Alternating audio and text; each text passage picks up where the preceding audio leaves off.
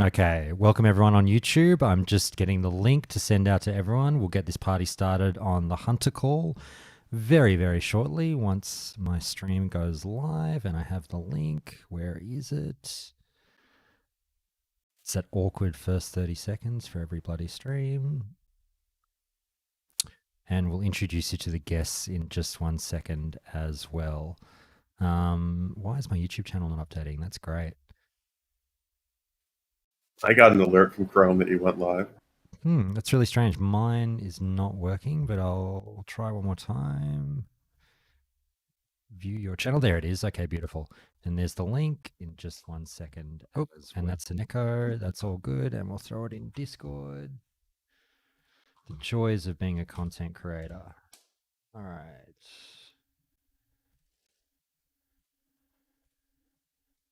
All right. So, welcome along, everyone. Today we are going to do the very first of our class calls for Season of Discovery. Look, I've been absolutely busting to talk about this. I have not stopped thinking about Season of Discovery over the last week or so. I'm just breaking everything down, been tearing myself apart about what class to play. But hopefully some of these conversations will assist all of you out there in maybe choosing what class that you'll main or play second or play third. And I know everyone's got dreams of playing them all, but realistically we might only have time for a few. I don't know. We'll see how we go. But let's take care of the hunters today and let's introduce our hunter aficionados. And they are the following lovely people. Hunk, my friend, welcome back. Hello, Josh. Thank you for having me. It's good to be back on the classic train. It is good to have you here, my friend. And you are joined by another Countdown staple, Fred Munro. Hello, mate. Hey, how you doing? I'm super hyped about SOD, and yeah, like you, I have not stopped thinking about it for the past 2 weeks, and I don't know how the next 2 weeks are going to go. It's good to hear, mate. We're all very excited. And joining us, I shouted him out last week because he popped into the crowd when we were recording, and I was like, I fucking remember that name. So there's been a few people that have come back and found Countdown again after a few years away from the show, but now they're excited for Season of Discovery, and I'm so happy to have them back. Jack T. Blade, mate, how are you? Wonderful, Josh. I'm Seasons of Dads, and I'm here for it. That's it. We're going through all of them. Season of Dads, Season of Data Mining, Season of Dickheads. We'll have to come up with some more Ds, but we'll figure it out.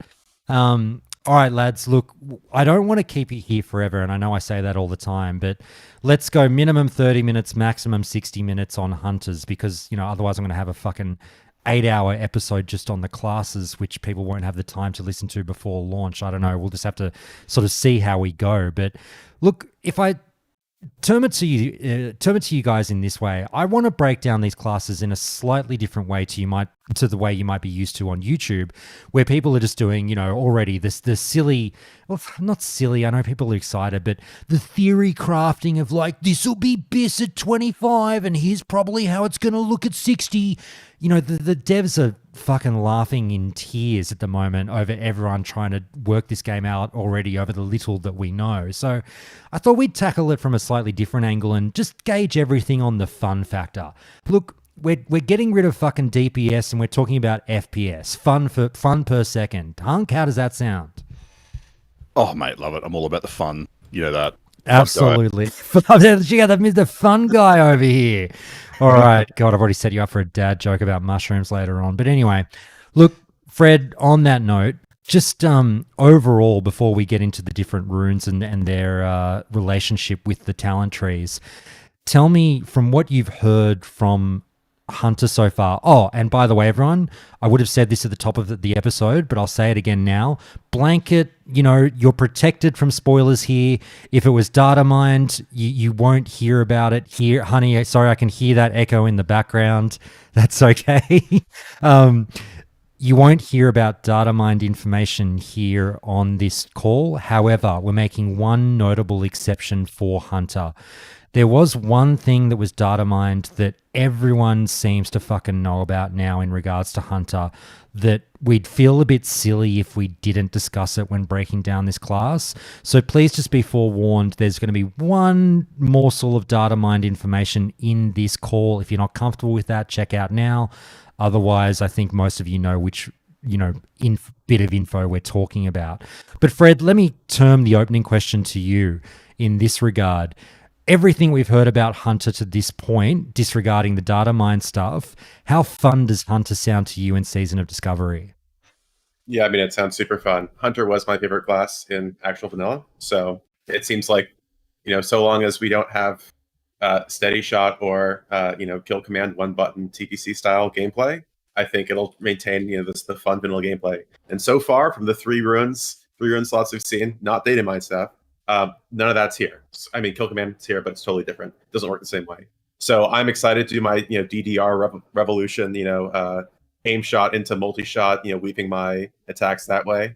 I will say, if you are someone who, really likes melee weaving, which again, I think we actually looked at the logs. I don't really think melee weaving was topping the logs in vanilla. But anyway, if you are someone who's into melee weaving, I think sniper training kind of puts, the kibosh on that. But otherwise, I'm very pumped for these changes. And if you really want to play, you want to channel your inner Rexar, they've tried to give you the ability to do that. It looks like, which could be fun.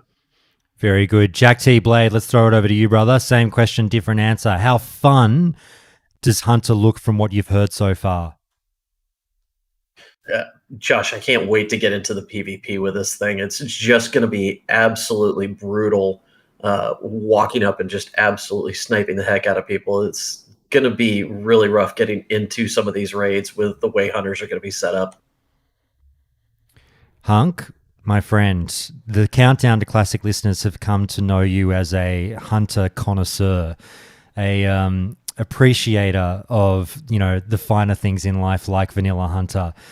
Mate, this is not Vanilla Hunter with all the new toys that we're getting, and it's actually rather notable to me. I was a little bit taken aback when you and I first talked about Season of Discovery post-announcement. You said to me, mate, I'm really looking forward to playing Priest. So keeping that in mind, how fun does the Hunter look to you? And I think I know the answer, but what is it maybe that, has you excited to talk about it but not to play it? Mate, I am less enthused with the Hunter changes than my esteemed colleagues, I must admit.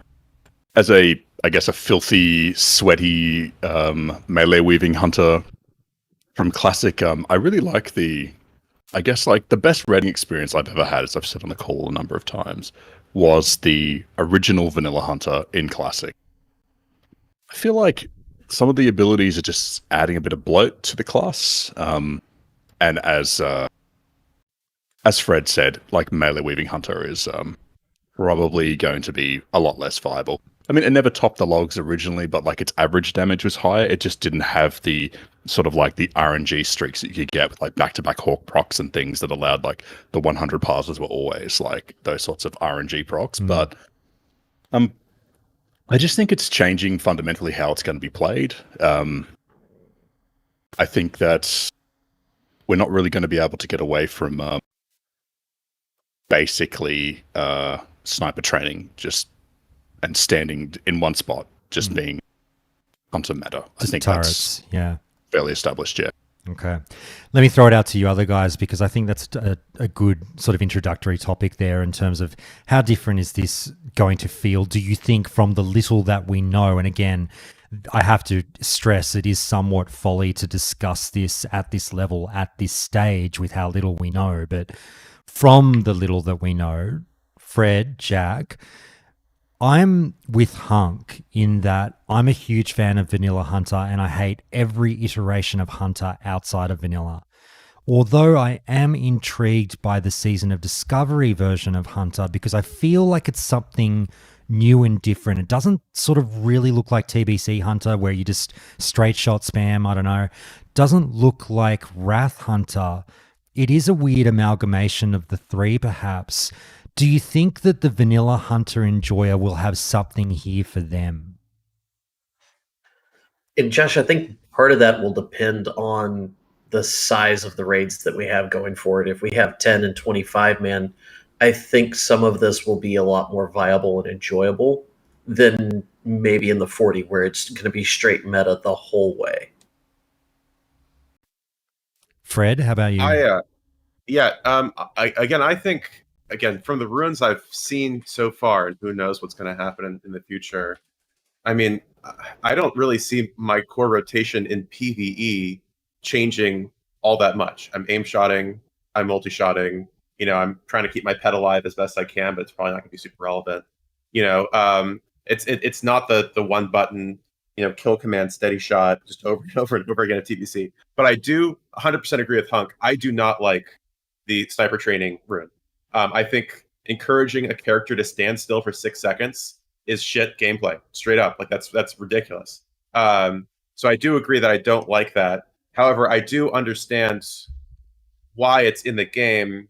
It's really a very easy way to fix hunters without buffing them too much in PvP. Because standing still in PvP in a lot of contexts, unless you're ambushing someone, is kind of a death sentence. So you basically can't use that rune. But then it's very viable in PvE. So it's basically a way of giving them 30% crit in PvE without affecting their PvP. But I wish they'd done it another way. And I do agree that a rune that encourages you to stand still for 6 seconds straight I don't like it. Can I say one thing on that, Fred, and then I'll throw it back to you other guys.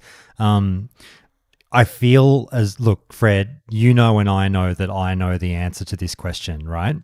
I'm just going to put myself in the shoes of the devs here, because I feel like if the devs were here, they might not clap back, but they might say the following to you when they hear your answer there and say, but Fred, baby, the beauty of this new season of Discovery Rune system is look at all this customization. Man, if you think fucking sniper training looks shit, don't take it. You've got other options. What would you say to that? I mean, I would say at the end of the day, we saw from vanilla. Vanilla was an experiment that we went through in private servers, and we saw again in actual vanilla, where if you play stuff that's like, totally shit in PvE DPS and you're trying to come as a DPS, it's going to be harder for you to get raid slots, and your meets aren't going to be super high. Which, if this is something you care about because you feel like you're letting the team down, is something that will be the case. And we already know that Fury Warrior, who, by the way, is far and away the best PvE DPS in vanilla, we don't know how their runes stack, but assuming all the runes stack together, we've already increased their damage by about 50%. They're even yeah, 60. Well, if they all stack perfectly, yeah, and you get at the right time, it's a 60% damage increase for the class that's already doing double the damage of Hunter. So if you want to tell me, well, you can always pick something that's worse than PvE, like that's just a joke. Like that's not even worth considering at this point in time, in my opinion. Fred, you didn't give me the answer I was expecting. I feel like you. I have to only give you a half mark for that one on the exam paper. I actually thought you were going to go with, well, regardless of whether or not people think it's fun, if sniper training turns into the meta, obviously every man and their dog are going to choose it. So it's unfortunate that the meta might also spawn insanely unfun gameplay by having your feet in cement for all that time through a fight. But I mean, do you know what I'm saying? I think that's what I was saying. I think right. I think that's what I was saying. I was saying Fury Warrior is so strong that if I even want to come to a raid, I'm gonna have to take sniper training because it's stronger than everything else. That's my point. Right. So I think I'm in full agreement with you. Oh, okay. No. But I agree. You fleshed out even better about you added an additional layer as I said. Well, you have to take sniper training, and you're like, and what's so bad about that is you have to stand still for 6 seconds, or really for the entire raid encounter. And I agree. That's bad. So I think you did give a better answer than what I gave, but I 100% agree with you. No, we're saying the same thing. I'm the idiot who didn't understand earlier. Hunk, see, he's right to call me out. Now, always remember, I'm the biggest fuckwit on this show, and no one is going to take that mantle away from me, okay? Mate, you are the biggest fuckwit in every room you enter. No, he's 100% right. And like, it's also worth like considering that, bigger number, like number goes up is fun. Like a lot of us in Classic, we do enjoy the numbers. We do enjoy parsing. Like even the people who aren't in the, like top guilds on their servers still enjoy like, doing well and like beating their old times, beating their old parses and things like that in raid fights. So even if like the play style may be less fun, it is balanced by that aspect that people, enjoy doing well and will naturally gravitate towards like that particular spec, even if they're not otherwise influenced by like their guild. Them up in a guild who, says like, oh, it's okay, just do what you want, it's fine, we're clearing the con. A lot of people will still play that spec just because they like to do well. Very good. Remember how I told assuming that. Sorry, you go, Jack. I was going to say, this is also assuming that we don't see any changes to raid mechanics, and that could influence quite a bit. Right. Fred, were you going to say something? Sorry, did I cut you off? Nope. Okay. All right. I told you guys, Fred and Jack, that dickhead over here was going to do exactly what he's just done, which is it took us about 3 seconds to start talking about hunters, and he's already gotten more excited, and his volume has just careened through the roof on the old readings there. So here we go. I'll have to adjust on the fly. Refer to sniper training as Black Mage Hunter, because it's Black Mage, right? You got to stand in one spot and just do your rotation. Yeah. I look, I think it's a bit of fun. But anyway, let's go through. We've talked about sniper training. Let's talk about the runes. And look, everyone, if you really are going like, fucking dark on Season of Discovery and you don't know anything about the runes, well, fuck, don't listen from here. But if you've been watching all the content, listening to Countdown, and you kind of know what's going on with Season of Discovery, let's discuss the runes that were announced. Well, not announced by Blizzard, but have been come out, with information since the demo was playable on the show floor at BlizzCon. With the one notable exception that I alluded to at the top of this call, and it's probably best to start with that notable exception that was data mined about a week ago, because we had the big discussion about faction balance and what's going on with Alliance versus Horde and Kings and all that stuff and Wind Fury and blah blah blah, and Blizzard got on the front foot and said, hey, look, Horde are going to get Kings by level 25. So we knew that much. That was out there.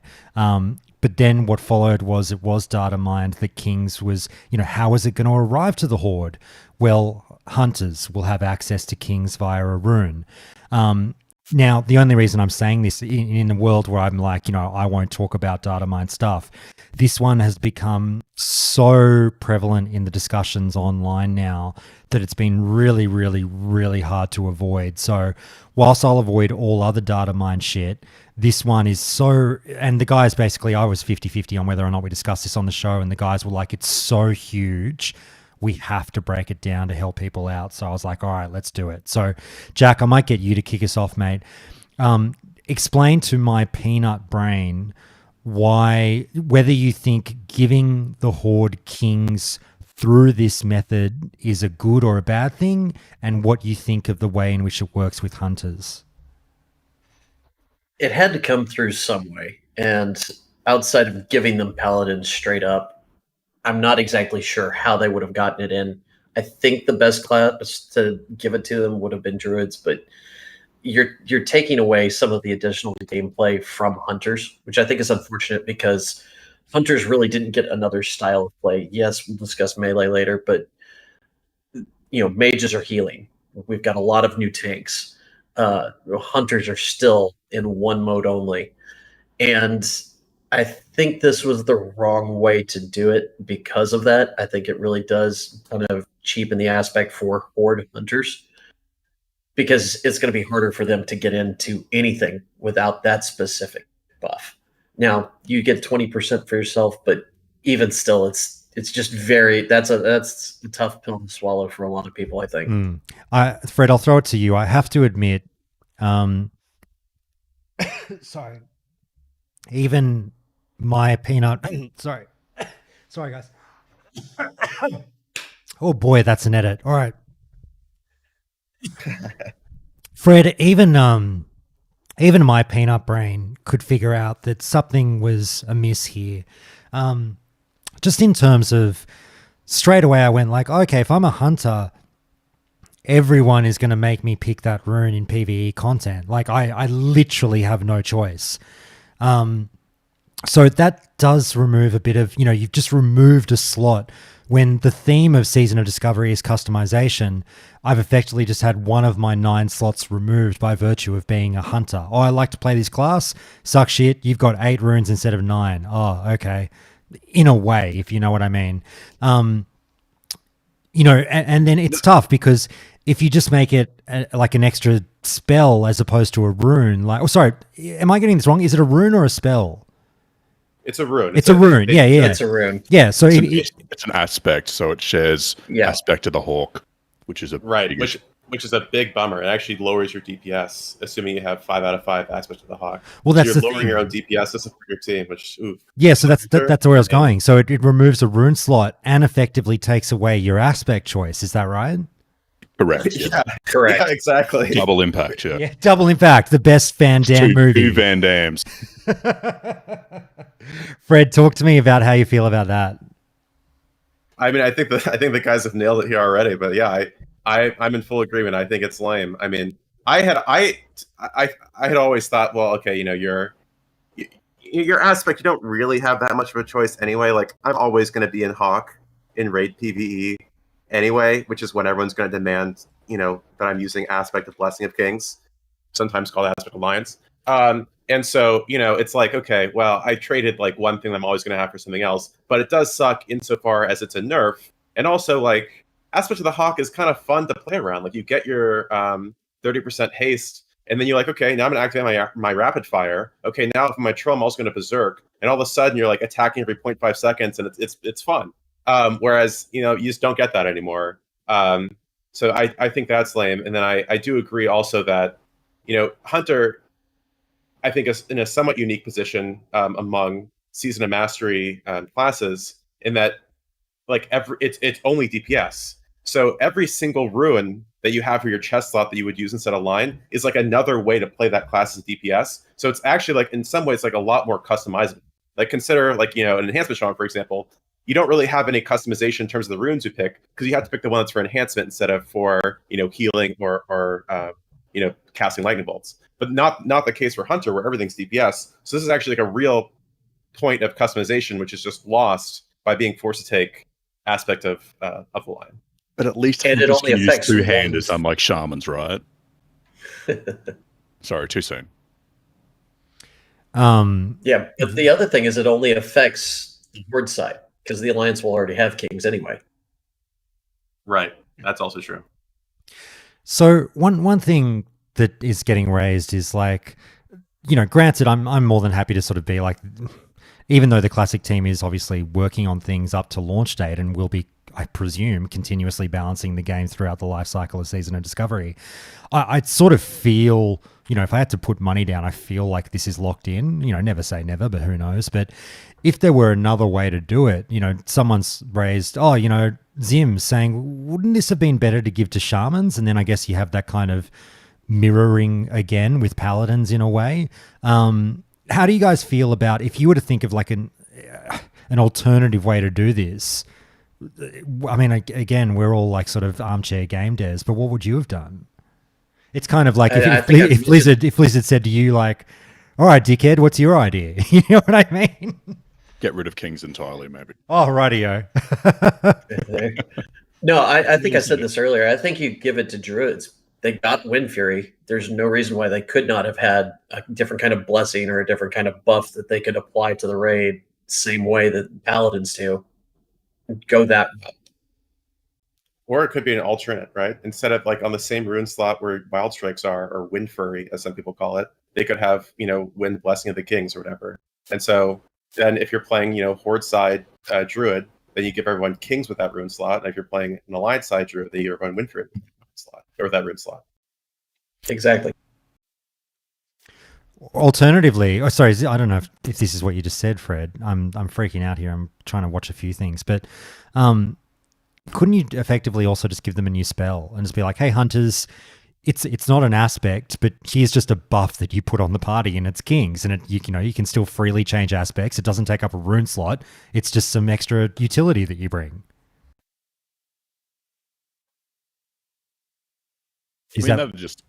I like the idea. It does feel a little just like tacked on.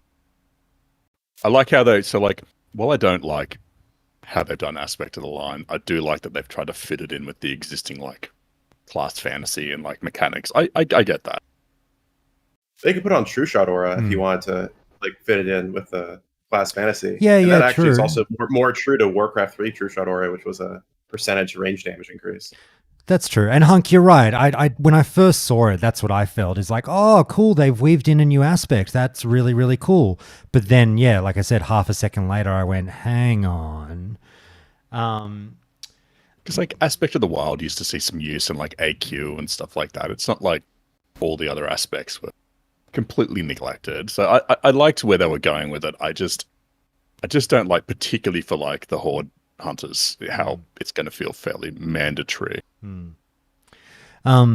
Okay, guys. Well, look, we'll move on because we don't have too long, and I don't want to spend the whole time talking about kings. But is there anything we left on the table that we got to say about kings before we change lanes?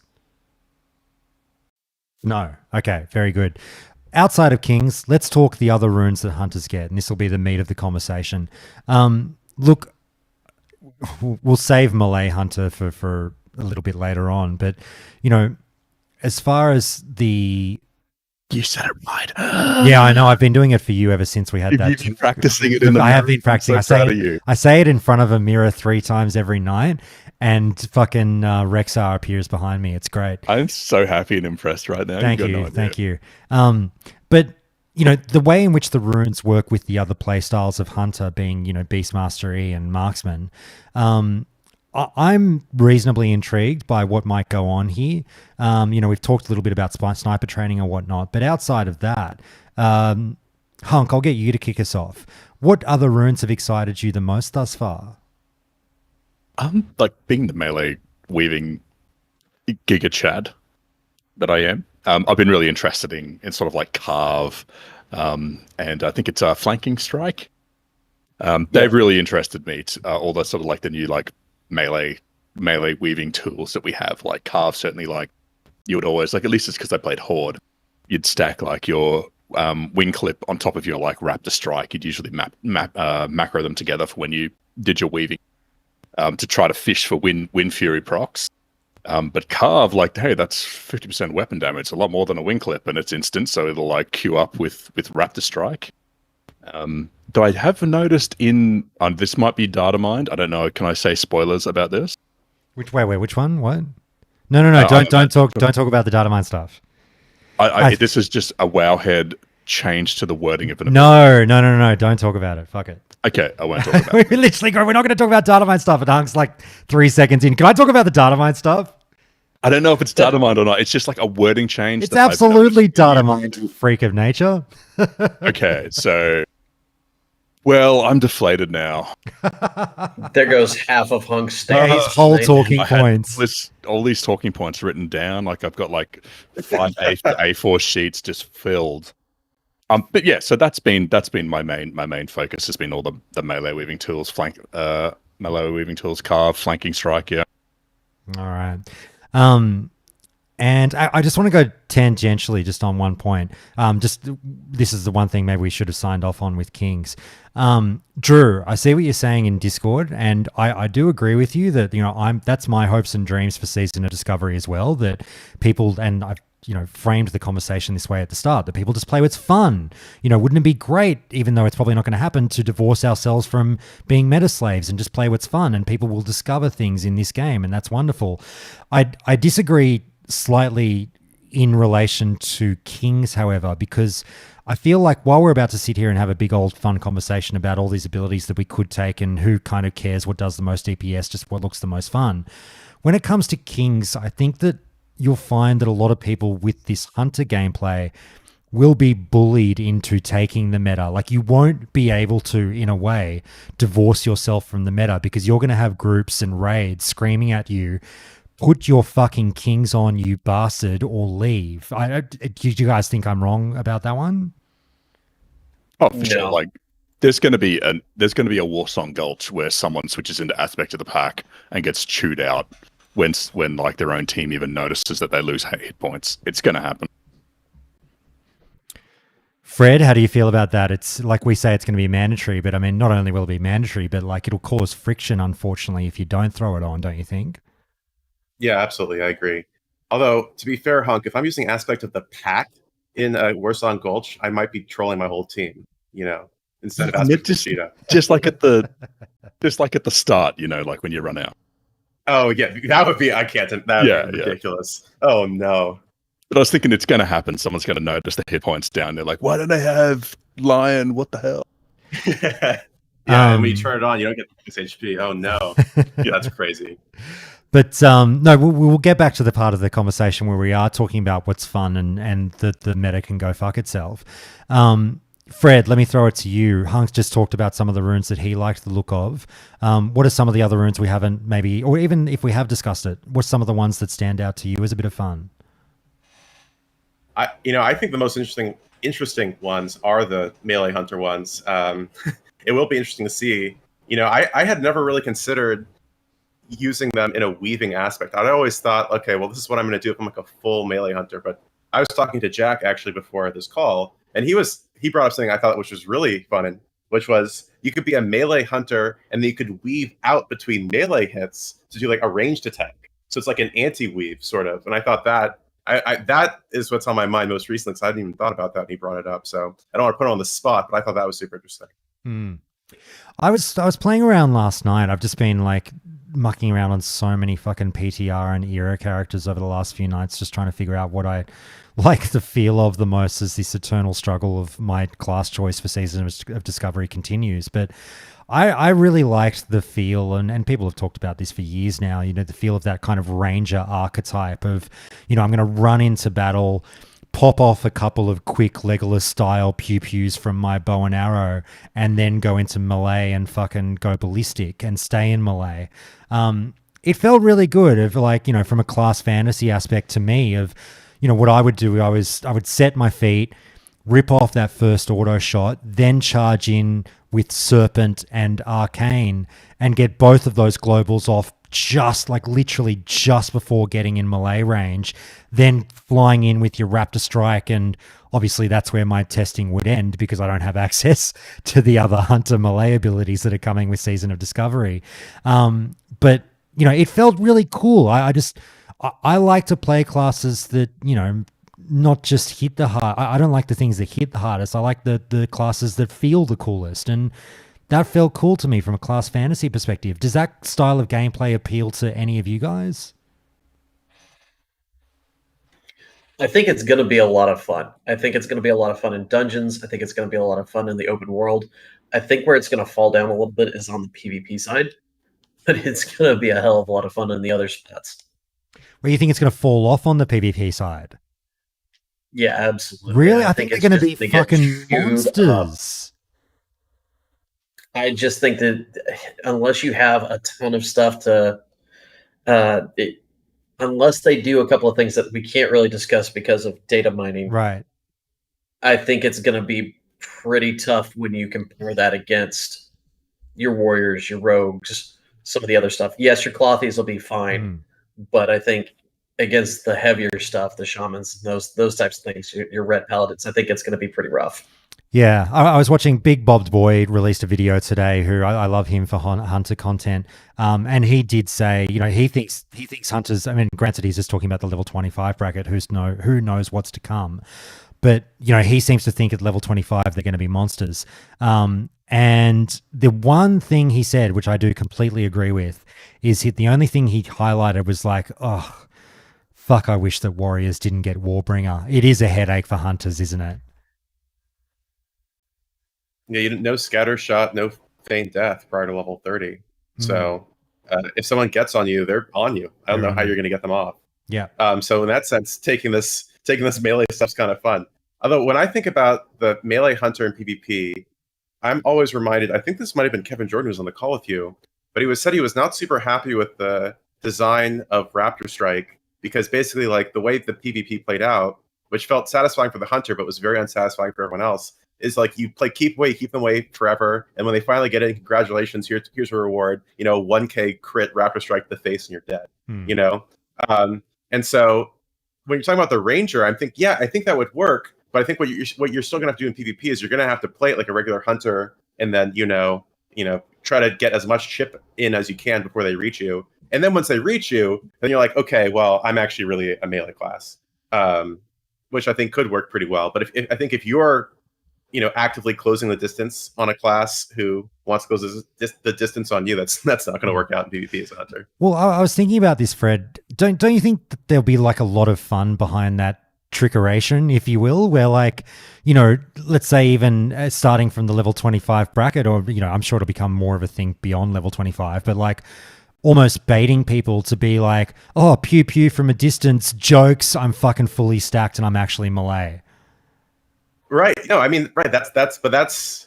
I think that was the archetype that whatever someone discussed on your call. I think it was Kevin Jordan. That might be frustrating for the other person. He did say it will be fun for the hunter. No doubt, I agree that will be fun for the hunter. But it might be frustrating if well, I guess it's interesting because melee class have so many good abilities to close. Like a rogue's just going to hit you with a range 50% slow. Anyway, but yeah, it might be frustrating if they're chipped down to half. You pew them from range, and they're like, "Finally, I reached the hunter," and you're like, "Raptor strike, surprise, motherfucker!" Yeah, yeah, exactly.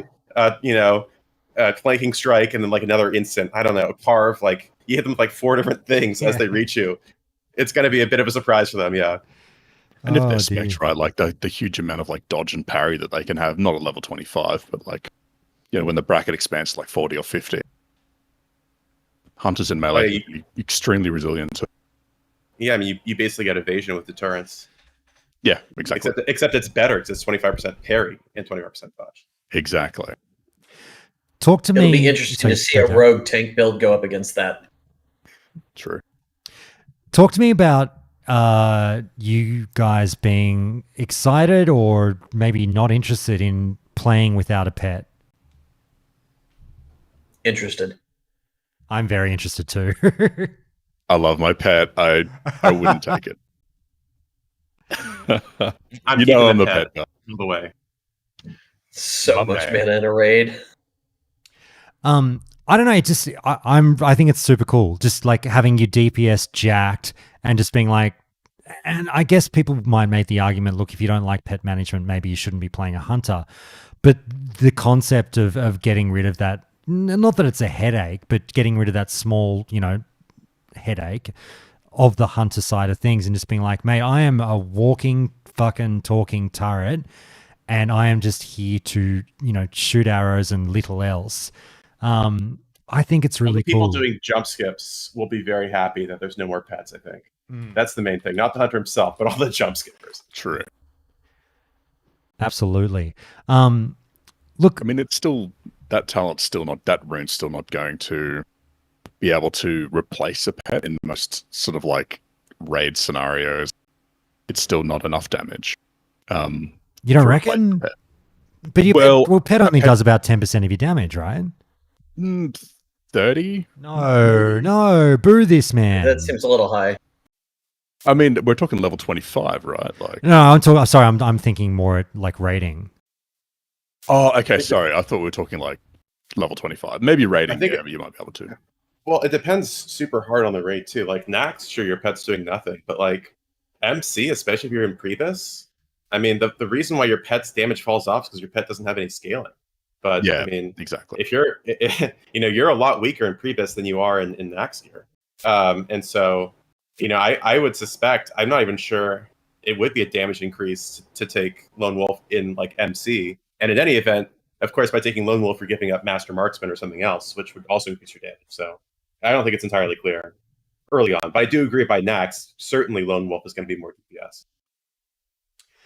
Does the concept of an AoE farming hunter intrigue you guys with Carve sitting right there? It just doesn't seem like enough damage. 50% weapon damage is really just not enough damage. They need barrage. Sorry, is that what it says? 50%? Yeah. Oh, I didn't realize that. I thought it was just okay. I see. All right.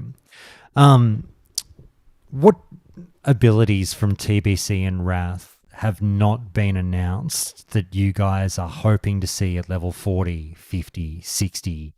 Jack, do you want to start?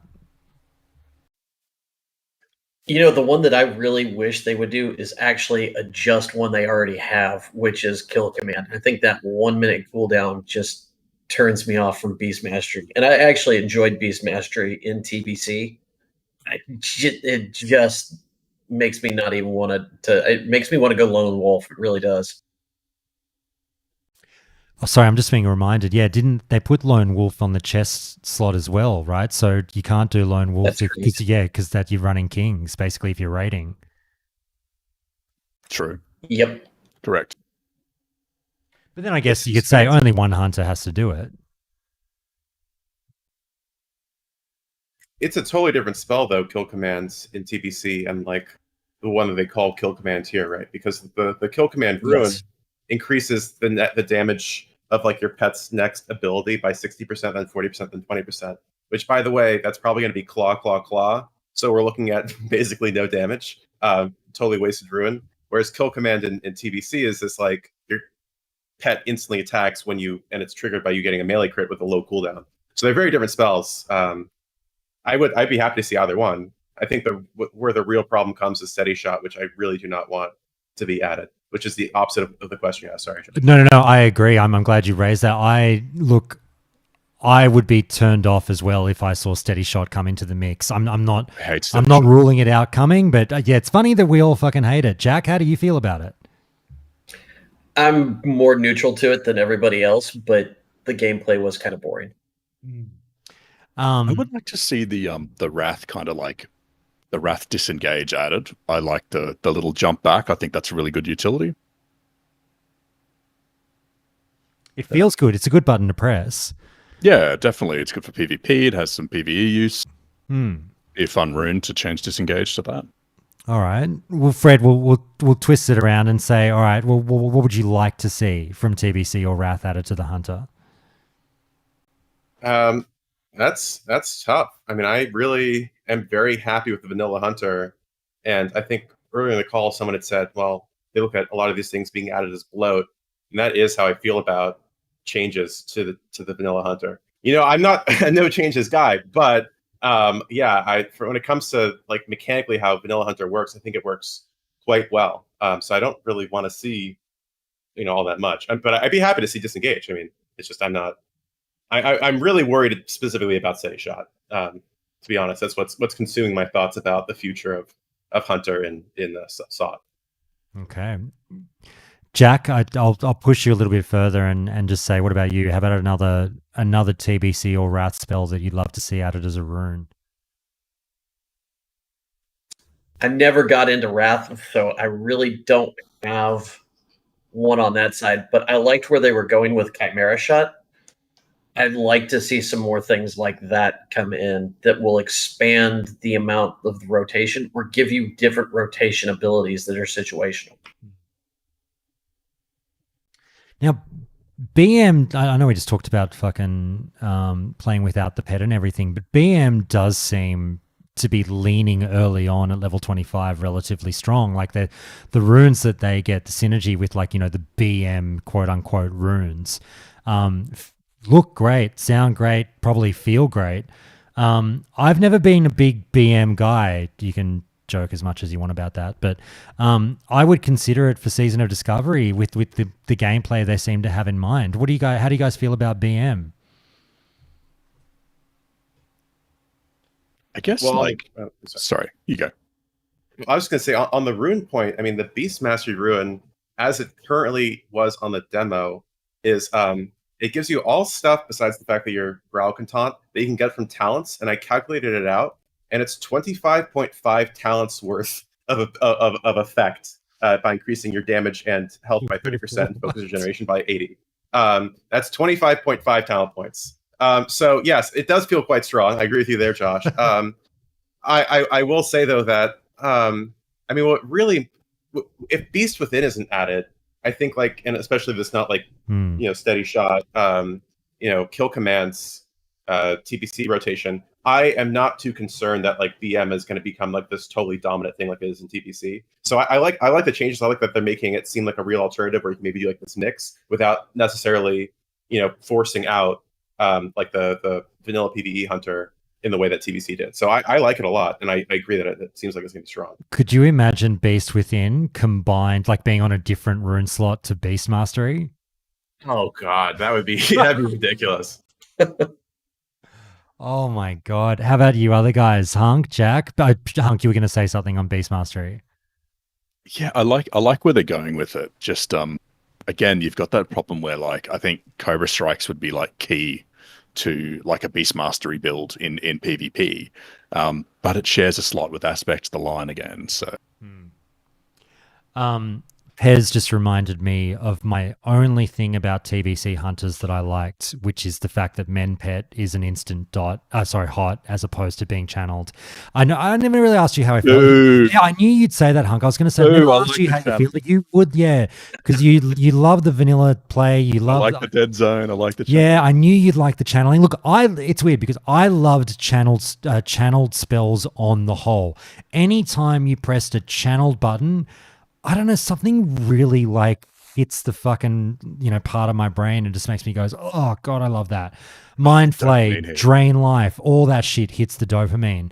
For some reason, Men Pet doesn't quite do the same for me, and I really liked just being able to, wave my hand in TBC and run off. My pet's going to get healthy. It felt a little bit cheaty, but like I liked it. Fred, Jack, how do you feel about Men Pet? The only thing that I agree with you. I think that the TBC version was a little bit better just because it kept your gameplay a little bit more active for the rotations that you had in vanilla, and it just kind of completely took me out because I'm having to deal with my pet. I get the fantasy aspect of it, but I didn't enjoy it from a rating aspect. Yeah, I'm in complete agreement with that. I mean, at the end of the day, if the way you want to differentiate a good hunter from a great hunter in raid PvE is based upon like the amount of damage that their pet does, you're not really even looking at the hunter in that case. You're looking at like the healers in the raid and their ability to heal pets as well as like keeping other members up. Because ultimately, if you have to channel a mend pet, unless your pet's damage is like totally absurd compared to yours, that's never going to be worth it. It's just such a huge DPS loss. And I agree, the whole time that you're sitting there healing your pet, you're like, okay, like, time to go outside, little buddy, like time to go. We need to go back in. It's raining, is how I feel, which maybe plays into the, owning a pet fantasy, but not the playing some badass ranger fantasy. All right. If you guys were to, we'll wind it up now. I just got like one or two final questions.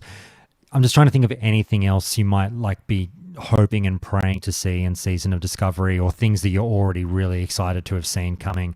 Fred, we've talked about potential like tier set changes later down the track that we hope to see in Season of Discovery.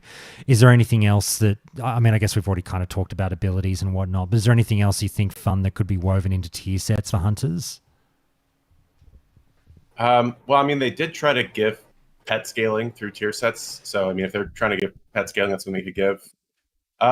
Yeah, I don't know. I mean, I always find it's interesting to think about like whether you want to give new abilities through tier sets, because in some sense it sort of like locks you to that style of gameplay, and then like you need to build your full tier set, and then like let's say like tier 1 gives you disengage, for example, lets you jump back, and then you get tier 2 and now you don't have disengage anymore. Yeah, that's gonna feel like kind of bad. I wouldn't expect to see abilities attached to tier sets.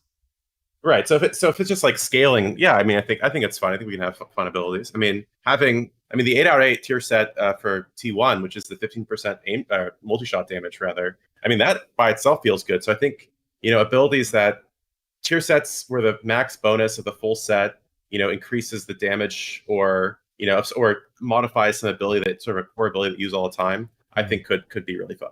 Okay, Hunk, I've got one for you. I'm going to pitch something to you. All right, we're all in the executive room. All right, tier 3 Nax gear or whatever is now changed. 2-piece, 3-piece tier 3, whatever. Your pet is now a living bomb or exploding bomb. Send it into a pack of mobs and hit the detonate button for fun to ensue. Maybe that's a bit much. What do you think? I would never do that to Kevin. Never do that to Kevin. That's a warlock thing. Like, have you played, like, that's retail warlock, right? Like implosion. No, but you magically revive your pet. It's okay. My pet's my companion, my dearest friend. Why would I want to inflict that on it over and over again? Sir, you have a profile picture of you and Doug in your Discord. I know, my would you send Doug in and blow him up?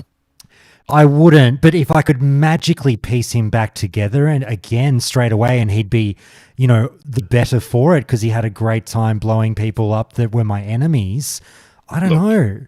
If Doug enjoys being blown up, sure.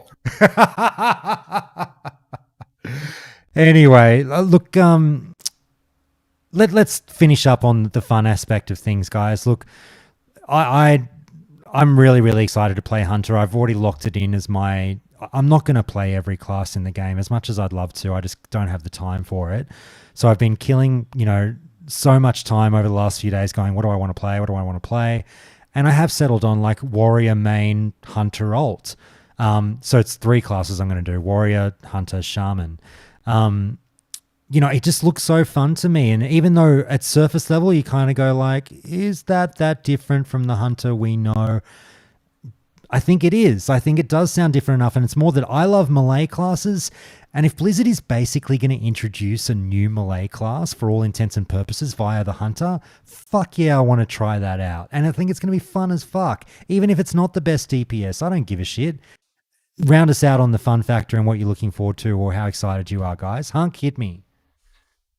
I hate to round on your parade. Like the melee hunter probably won't be viable because of aim shot and multi shot. That'll still be the required in any core rotation. I'm sorry, but what if they have aimed strike and you cast it while moving? I mean, do you still need to wind up as you move, as you go out there? Do you still need to be outside the dead zone to start casting? It's the same, right? Aimed strike into pet explosion wombo combo? Sir, I don't even know what game you're playing anymore. What game are you playing? Have you been drinking? I've been drinking. Have you been drinking? Sound like I've been drinking, I know. Jack, hit me. Any final thoughts? I mean, I'm like you. I'm going to main warrior, roll the hunter, and then do a mage. But I absolutely think I'm going to spend the most time on my hunter, whether it's PvP or just out there in the world. This is going to be my heart and soul for a class. Very good, Fred. I don't know. You kind of sold me on this melee hunter with the exploding pet. Hell I guess yeah. it's like a moving slam. I can get behind that on a melee attack for sure. Like a melee aim shot for sure. That'd be sick. And if people can't get past the explosive part, I don't know. All pets can now breathe fire. No, I don't know. It'll be fun. It'll be fun. Hunters will be great. Hunter PvP is going to be awesome. Well, that's why I'm doing it, Hunk, because this is basically going to be a PvP alt for me. And I just think if they're going to lean into it and have Season of Discovery kind of be like the world PvP, game via new world PvP events, mate, I'm playing a world PvP class, and I'll see you on my fucking hunter. Yeah, mate. Next phase, particularly scattershot, like. Yeah, when it goes to 40. Yeah. I agree. All right, you crazy hunters. Let's say our goodbyes, and I'll get the shaman in here. Hunk, thank you so much, mate. It's been a pleasure. If I've left if you have to say something and we haven't said it, say it now. Hunk, thank you so much. Thanks, everyone. It's been good fun. Thanks, mate. Jack, thanks so much again, mate. Josh, it's a pleasure to be back with you. And Hunk, we will have to discuss data mining later. Oh, yes. Fred, thanks so much again, mate. I've no doubt you'll be lurking for some of the other class chats. Oh yeah, no, I probably will be, but I'm gonna have a lot of fun here. Thanks for having me on the call. Very good. All right, well, we're doing shamans next, Fred, so you're more than welcome to hang around. Let me grab those crazy shaman in here. Everyone listening on YouTube, I'm going to do something weird. I apologize. I'm actually going to end the live stream, but then start it back again straight away with a new title so that the videos are kind of separated category-wise, and you can view the VOD for Hunter and then view the VOD for Shaman and whatnot. So for the 50 odd of you watching right now, whatever, just refresh the page and I'll be back like now. I'll do it right now, so bear with me. You've got a full squad here for Shaman, right? Yeah. I'm all good. Yeah. Okay. All right. I'm gonna jump. There'll be 2 people, but you're more than welcome to join in if you want, mate. It sounds good. Unfortunately I have some work that I really should probably get to. Good. All right, I'll catch you later. Thanks. All right, we're back with Shaman. Let's get the Shaman in here. Galley Boy's there. Zim is there. Let's get them involved. Hey, Galley, how are you, mates? Hey, good. How you doing? Good, man. Good. Thanks for being patient with me through that Hunter recording. Oh, yeah, no rush. It was good to listen to. All right, let me set up the old Audacity file.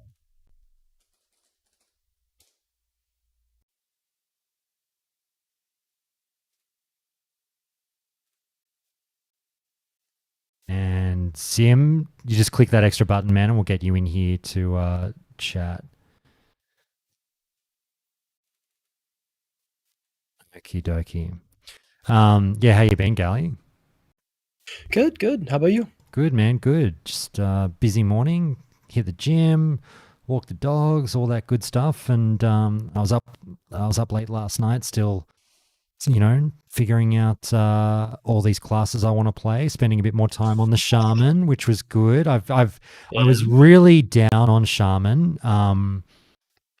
So basically, I started about 2 days after the announcement. I jumped back on Era and then PTR, just to really figure out, have a good look at myself and figure out how I feel about some of these vanilla classes. Because when Classic was out, I really only I played everything, but I really only seriously played kind of Hunter and Priest. And so now I'm going back and having a really big look at all the classes and just sort of like, even though I know them, I'm just like, all right, if I was like no-lifing this class, how would I feel about it? And I've tried to be really honest with myself. And luckily I created all these 60s on the PTR, 4 months ago or whatever, when they were doing the new honor system testing. So that turned out to be really good in hindsight, because you can keep those characters on the current PTR. And so I'm running around on all these, BIS geared level 60 characters going, all right, when I'm at my best, how do I feel about this fucking class? And Shaman, at first, I was like, this feels like shit. I fucking hate this. I've always trashed vanilla Shaman. I stand by it. Fuck this class. And then the more and more I played it, I pushed myself to keep going. And I was like, fuck. Actually, there is something here. This enhanced thing is fun. God, imagine this if I had mana. This would be fucking fun. And I started falling more and more in love with it. And I just went, you know what? Fuck it. I'm locking in Shaman as one of the 3 classes I'm playing for SOD. And I'm glad I sort of got to that, point. Zim, hey, how you going, mate? Can you hear me? Yeah, I can hear you. Sorry about that. I had work calling tonight. It's been a crazy past 2 days. Let me be real with you. No, all good, man. I appreciate you finding the time for us. Yeah, no, absolutely. What really perked my ears is, man, if only I had mana. Oh my God. And I'm so glad. It's so funny that Tim's here listening in, because I literally was saying to him just the other day, I was literally like verbatim the same thing I'm saying to you guys. I was like, man, I was playing my Shaman and I was just like, fuck, if this thing had mana, it would be like a Ferrari, it'd be so fun. And it seems like they are addressing the mana issues in Season of Discovery to make it, more fun and make it more sleek. But anyway, let's get into the recording. I'll do my little edit point here. All right, everyone, we're back with class call number 2, tackling Shaman today. I'm very excited to talk about this one as well, because like I alluded to, well, not even alluded to, I said in the Hunter call, I've picked 3 classes, Warrior, Hunter, and this class, Shaman. Very, very excited to talk about it. Let's introduce our guests. Zim, mate, I was just listening to you on Countdown to Classic yesterday, I think, recapping the call we had about your playthrough on the BlizzCon demo, and appreciated your feedback then, and I'm sure I'll appreciate your feedback today. Welcome back, brother. Yeah, thanks, man. Happy to be here. I mean, I'll definitely be maining a Shaman, and I'm super excited for it. Very, very good. And joining you, we've got Galley Boy, my friend. How are you? Good, good. Happy to be here. Great to have you, mate. Look, you two are very keen Shaman players. I'm a Shaman dabbler, I guess I would describe myself. But like, if people don't know my history, I hadn't touched Shaman at all until Wrath came along. I created a Shaman for the first time ever, like in Wrath pre-patch or some shit like that. Absolutely fell in love with it, having never played one before in any version of WoW. And I was just like, oh my God, this Wrath Shaman is the greatest fucking thing I've ever played. Oh my God, I'm like falling in love with MMOs again. This is so cool. Even though I didn't really fall in love with the Wrath content, I still always think about that class. And that was part of the whole like, oh, what if we got TBC and Wrath classes in a vanilla world? That would be really cool. I was thinking of my Shaman when I said things like that. And now we've got, some changes coming into Shaman that do seem really enticing, that, I've described the vanilla Shaman, and this might be controversial to some of you Shaman enthusiasts out there. I've described the vanilla Shaman as being something that I just really feel is weak, like, feels like it's walking through mud at all times. I've not been a fan of it. I've always just been like, nah, vanilla Shaman's not for me. And, well, we're not playing vanilla in Season of Discovery, are we? We're playing something else, and it sounds really cool. So I'll ask you guys with the intro, again, same question I asked of the Hunters. when we're talking about the FPS instead of the DPS, that's the fun per second. With all the changes that we're talking about with Shaman, forgetting the data mine stuff, we're not discussing the data mine stuff. How fun does Shaman look to you in Season of Discovery, Zim?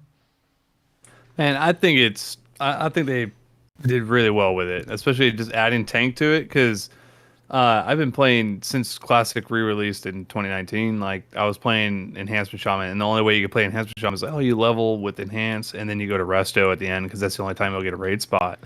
But as I was leveling, I was like, man, this would be just the most fun stuff ever. And having an actual viable tanking spec with it would be phenomenal. And I think they hit that on the head.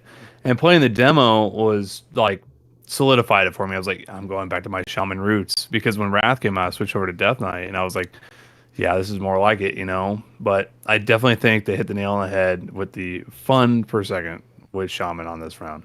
Very good. Gally? So I love the fun per second. I drive a Jeep, gets terrible gas miles, and people say, oh, it's not miles per gallon, it's smiles per gallon, right? So I relate to this, okay? Now I'm kind of on the opposite spectrum. I'm a fake Shaman player. Okay, I'm an alliance player. Okay. I never played Shaman through any iteration of WoW. And then when TBC came out, I boosted one. That's what I used my boost on my account, and I kind of dabbled in it, and it's been fun. And then I said to myself, next fresh, no matter what it is, I'm going Horde and I'm going Shaman. I'm breaking my rule right now. I hate to play WoW while I'm, discussing stuff here, but I'm healing on a Shaman right now in ICC. So if I'm sorry for being rude, but times worked, so it is what it is. My man. Yeah. So holy Resto Shaman is extremely fun, and so I said I'm going to do this. No, that's the new spec coming in Season of Discovery, the Holy Shaman. Yes. That actually sounds like a good curse word or something. Holy Shaman. That's right. Yeah. And so I said, I'm gonna go Horde and I'm gonna play Shaman no matter what. Okay. And so when Hardcore came out, me and a buddy did duo, and I played a Shaman. And so I have one at 34 in Hardcore, so I've at least played to our current level cap. So I'm not a complete faker for Classic Shaman. So I have a little bit of skin in the game, but I'm happy to see all the new changes. Looks really fun. So super excited. All right. Guys, let's go over, some of the things that have been announced. We'll talk about the runes and everything. This will sound relatively similar to the Hunter call that we just went through, but one issue I want to talk about before we really get into the runes and the different talent trees and the synergy and everything is that one elephant in the room, which really is mana, that we were talking a little bit about before I hit the record button. And I was telling you guys that, I've been really down on Vanilla Hunter, but for their mana. If they fix the mana, I would be infinitely more interested in this class. I really want to be an Enhanced Shaman. I love melee classes. I do not play casters. With a little bit, hopefully not just a little bit, but like a moderate amount of mana restored to the class. Obviously, you've got Elemental there. You've got Enhanced there as well. How much does that act as a game changer for you with your experience with Vanilla Shaman in terms of, being a completely new ball game, Zim? Yeah, so obviously if you're a tanking Shaman, the only way you get mana back is through a rune, and that's Shield Mastery. And I did a little bit of, obviously I played the demo, and you get about 4% mana back per block. So if you're fighting an enemy and it's a caster enemy, you're still going to have that mana issue. And that's what I think is part of Classic, right? It's not every tank is meant for every boss, which is just another sprinkle, I don't know, salt bay, of flavor, but the mana regen part has always been a thing for Shaman, and that's why they always stack MP5 in Classic. So I still think that Shamans are going to stack MP5 all the time, mana per second, whatever. But I think Shield Mastery is a solid way to make a Shaman tank viable. Can I ask just tangentially on that? I think I sort of half-raised this when we last talked, but I'll do it again now. It kind of shocked me a little bit, even though this is a new thing and I shouldn't I shouldn't be surprised. I should just be accepting things on face value. But it shocked me a little bit to hear everyone who tried Shaman Tank on the demo really underscore how they were a lot. They were like, oh, I'm really struggling for mana. Fuck, I've got no mana. Fuck, I've got no mana. But Shield Mastery is sitting right there, like you said, and I feel like 4% back on every block should be pretty fucking decent. Like you in theory shouldn't be struggling with mana. But I mean, like you say, I understand that there are caster mobs in dungeons. I think that there are far more melee mobs in dungeons than caster mobs overall. But like, regardless, it just kind of surprised me. I was like, is Shaman tanking going to be something that asks you to be slightly conservative in your button presses, like the way in which we're used to playing vanilla Paladin, where, you can tank a dungeon as a Paladin, but like maybe don't go too nuts with your abilities because you'll be pretty fucking pretty quickly. I mean, I hope for Season of button pressing with Season of Discovery, but like, I understand that there is always going to be some form of conservatism if we are trying to somewhat emulate, something for the vanilla lovers. How do you feel, Zim? Sorry about this word salad question, but how do you feel about, do you feel like you were doing something wrong in the demo, or like they're just asking something different of you as a Shaman tank? No, I honestly, I appreciate the long question. Sorry, mate. It's different. So obviously, like, we only played through Black Fathom Depths, right? And we only played the first 3 bosses. Well, a lot of the bosses in there a lot of the trash in there is all melee, which is great. Like, I wasn't on melee. It was like the first boss is the water elemental boss that does pretty much only casting the entire time. It has like infinite mana and it's casting. Just to jump in, sorry, Tim's reminding us, like, you've got to remember that Baron Aquinas is a magical boss, so Shaman tanks will struggle. Yeah, so obviously, I had mana problems on the caster boss, which is exactly, what the weakness for Shaman tanks is. Like, any type of caster boss is going to be a weakness for Shaman tanking, especially if I'm just sitting there blasting my Earth Shock taunt the entire time. Because I'm going to go in like, I don't know, as many casts as I have. But everything else seemed like it was okay. Like, there's a little bit of time where I had to stop, drink, and stuff like that, but it wasn't every single pull. I was able to get through 2 or 3 packs of like 2 or 3 mobs and maintain taunt and aggro and all that stuff. It was basically I was dropping, a fire totem, and I can't remember which one. It wasn't Searing. It was the other one. I'm forgetting it right now. Anyways, and Earthshock. Those were the 2 main abilities I was casting the entire time, and I was able to hold aggro pretty easily until I ran out of mana, and even then the fire totem kept me with aggro, which was great. But after that, I was like, if I ever came across a caster mob, I was going to have issues, and that's when Galley Boy's buddy, who we talked to last time on here, took over, and he was the main tank, and I was kind of the off tank while I kind of regened a little bit of mana. So it's definitely situational, and I'm all about it. Fair enough. Galley, anything on that? Are you looking forward to, a different relationship with mana in Season of Discovery? Yeah, and keep in mind, we're also not locked into that new, what we think is the tank, Molten Blast, correct? The hand. We can talk about the runes that were addressed, right? Okay. The Molten Blast one, which I believe is the hands, we could always go Water Shield if mana is that big of an issue. I mean, you lose your conal AoE, which is, probably a decent amount of your damage. But if mana is that big of a deal, which it may be, especially at this lower level, you might be able to go Water Shield. I would rather die than play tank Shaman without Molten Blast. see, I did not play the demo, and keep in mind, I have a 34 hardcore Shaman, and I've tanked dungeons raw, no runes. So, and it feels fine, honestly. This only makes it feel better. So. I'm just big on, like, I love conal abilities. And so, like, it's taken all my willpower that I have not to DM Tim and be like, oh my God, if you put Shockwave in the game, I would be the fucking happiest man alive. Because, like, as far as I'm concerned, across the trilogy, Shockwave is the number one and button to press. Nothing feels better in the game. But Agreed. But Molten Blast, I mean, again, it's just that I like this. Look, people might say it doesn't take much skill, but I do like the minor skillful play of like, I'm going to go in as the tank, group all these fuckers up, and blast that cone and just fucking wabam, instant damage. Everyone standing in that cone, Bob's your uncle. I haven't hit the button yet, and I am busting to hit Molten Blast. It would have me die a little inside if it was something that like, you can't really hit it that often because it really fucks your mana.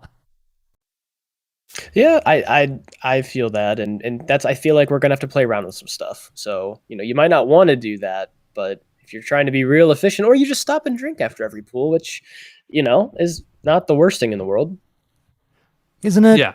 absolutely. A warrior, so blue bar is I mean, if the other takes a warrior, then just hey, go ahead, buddy. I'll be back here. I'll be back here with the healers. Yeah. All right, guys, look, let's get into the runes and the synergy with the talent trees and everything. Again, just remembering we're obviously not going to talk about anything that was data mined. Now, we'll talk about Resto last. That's probably a little bit, of the least sexy things to talk about right now. But let's start with enhancement, because I think it is the sexiest. Like I said, am obsessed with melee classes. Enhancement it's getting a bit of flack right now. And, Tim, to be fair, you've said don't pull your punches, and so we won't. We'll talk about, some of the feedback the community's been giving on this one. People are really pointing the finger at Lava Lash and going like, what the fuck is that doing there? Look, I have no problem with Lava Lash, practically speaking, as an ability. People just get really hung up on the Wrath version of the spell, obviously, where it kind of tickles mobs. We don't know in practice what kind of damage this ability is going to do. People just have, PTSD about fucking Lava Lash. Oh, I hate it. Shit. We need to try it really before saying that for SOD. But I understand why people are a little bit skeptical or worried. And we'll get into the whole two-handed thing after this. But just focusing on dual wielding, how do you guys feel about Lava Lash and what they're trying to do with it as we speak at the moment?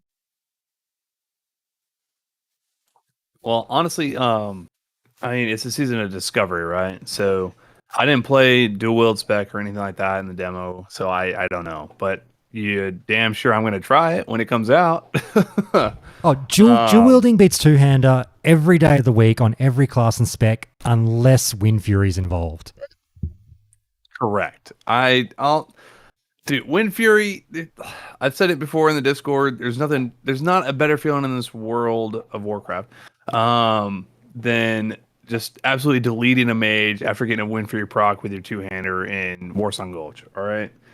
And I'll stick by that until I die. Mm-hmm. But agreed. Yeah, I agree. But yeah, I mean, I should probably set the platform there. I mean, I'm very biased towards this. I know. I actually think I'm in the minority. It might not be a slim minority. It might be like 60-40 or something. I don't know. But like I said, melee aficionado, I think WoW feels better as a dual wield melee class. That impact of both weapons, the sound effects and everything, constantly whacking the mob, as opposed to waiting 3.5 seconds between swings. And yeah, you get big numbers, and most people would say I'd rather see the big numbers. That's fine. I just feel like it drives and feels better with two weapons in my hands. But, and as I say, my one exception is unless we're talking about vanilla Enhanced Shaman with Wind Fury. That is, chef's kiss, nothing beats it. But Gally, I'll turn to you and say maybe, this weaves into the whole dual wield versus two-handed conversation. How do you feel about Blizzard saying, look, we are kind of wanting the TBC Enhancement Shaman, a bit of dual wield, weave in some Wrath Lava Lash, and we hope you'll like what we're doing? I personally don't like it. I think that Classic is, I think, the only time two-hand Enhancement Shaman is a thing. So I figured that you would play on that, right? It's TBC. They even said in the Wowcast interview, they mentioned TBC, right? Feeling like TBC. And I personally, I'm a big fan of the big swings. Even as Alliance, I would raid sometimes as an arms warrior, which is super grief, but having a big swing timer on my screen and timing slams, I like that kind of stuff. So dual wielding, I will agree, feels smoother, but two-hand feels better when you see big numbers. Fair enough. All right, let's throw over to our third guest who's just jumped in, countdown style. I love it, in the middle of the conversation. I Touch Pigs, aka Piggy Toucher, my friend. It's been a while since we last spoke. How are you? Good, man. How's it going? I just wanted to throw my hat in the ring. I'm a diehard old school shaman player of the Meldron variety. So I just want to make sure that perspective's heard. Definitely skew toward the two-hand enhanced shaman. And I think I'm just a bit concerned about all the flavor and flair that's coming to let me cue you in, mate. Let me cue you in and just ask if you could scooch a little bit closer to your microphone. You're just coming in a little low. I'll set you up with, Sure. Yeah, beautiful. As an old school shaman, this is a conversation that absolutely would pertain to your thoughts and concerns and dreams for Season of Discovery. I'm sitting here talking about how, look, I don't have massive ties to the vanilla shaman. I actually hate the vanilla shaman, but I'm a big fan of dual wielding, and I'm excited for the potential for the classic team to be like, hey, Lava Lash plus dual wield, baby, trust us, you'll like it. Hey man, I'll give it a shot. It sounds good to me. But I'm also like, but I don't want them to kill off the dream of the two-handed Wind Fury shaman if that's what it takes, if you know what I mean. So how do you feel about both iterations of Shaman here with SOD? I think both will be great, and I'm sure they've heard the cries out for dual wield. No doubt. Two-hand. And I'm sure it's coming. But my big concern is, even though two-hand Shaman feels great in Wrath, as a raider who was pushing at the high end, I was getting carpal tunnel. You have to spam so many buttons to keep things up, and if I'm just concerned that Shaman might go towards that lane in SOD, where yes, it's good to have the flash and the flare, but the action per minute might get a little rough on the higher end of gameplay. Oh, the Wrath enhanced rotation is too much. It's like I did it for phase 1 of Wrath, and I could do it, but it was just one or two buttons too much. Agreed. I guess that's a good thing that hasn't really been brought up, is if both are viable. It's people say we want two hand. We're not a fan of the dual wield, but what if there's a place for both? Is that a real thing? I don't know. Well, that's what I'm wondering, because I really want to give the classic team the benefit of the doubt on this one, and I was trying to sort of read between the lines of the subtext behind what Tim was saying about it in their interview the other day, and he sort of made it sound like, look, they had a certain vision for Shaman for this, and the numbers or the coding or the scaling or however the fuck you term it, something was not working out with two-handed Wind Fury with all the cool shit they want to give Shaman. If they've got all these really insane runes coming later down the track for Shaman, and that would turn two-handed Wind Fury into the most disgustingly overpowered spec of all time, then maybe they had reservations about that. I don't, obviously the team is not invested in robbing the players of fun. They're not, as much as people want to joke about that, they're not here to fucking, kick over our sandcastle. But there's gotta be a reason why they made this decision. So when I say something like that, Pig, do you feel like there might be something with the scaling and the numbers that's fucked with things? Yeah, I think so. And I think if you buff two-hand enhancement, it might be so inconsistent where there's super high-end swings. Obviously, that's the perk of Wind Fury, but it might not be consistent enough to participate in this kind of progressive rating system that they're tinkering with this season.